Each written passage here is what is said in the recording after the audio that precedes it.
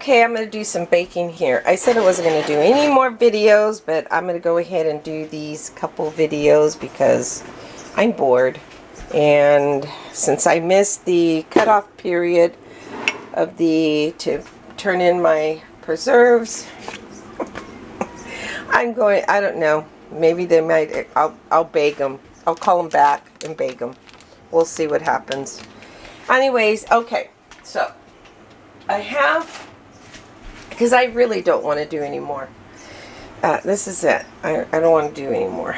That's it. I have my apple butter, plum spread, and my elderberry. And I just don't feel like doing it anymore. I'll probably pick elderberries and make elderberry juice or something, or syrup.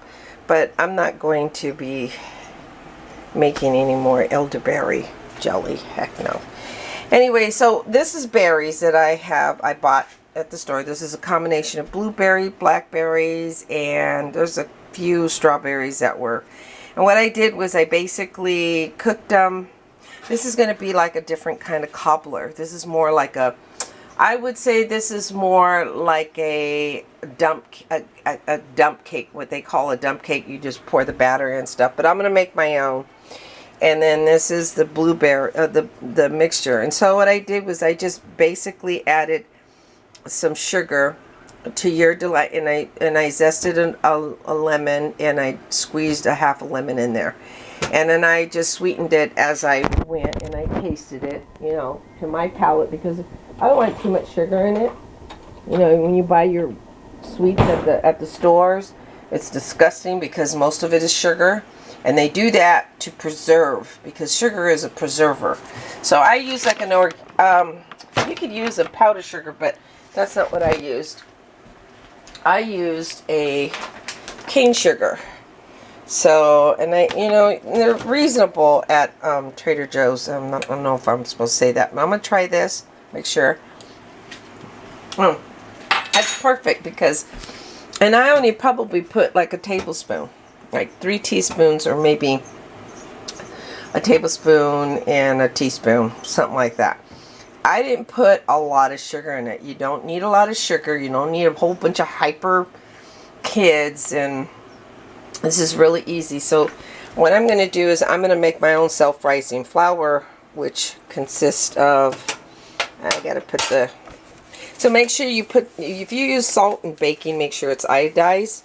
In my culinary classes, that's what I've learned, is you use iodized salt, okay, for your culinary. So my self-rising flours, I just looked it up. It's like for every, let me see. Let's see if I can show you. Okay, Googled it. And it says for every cup of all-purpose flour, you add 1.5 teaspoon baking powder, which is and a 1/4 teaspoon of salt. I already did that. So I've done that. That's done. And then I'm going to go ahead and sift it. You have one of these sifters. If you don't have one, use a colander. Just use a colander and kind of, you know, sift your flour through that. Okay.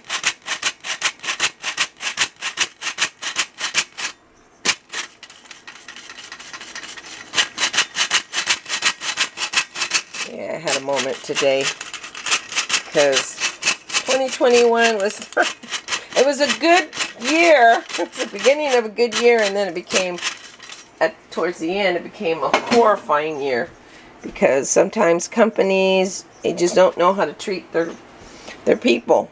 And my sister was really sick, and anyways, you know the story. So I'll show you the colander. Let me see if I can find one. Use one of these babies. Okay, just use one of these babies. Okay, I'm going to add the ingredients to this, and then I'll show you on the next clip because, yeah, my upload sucks.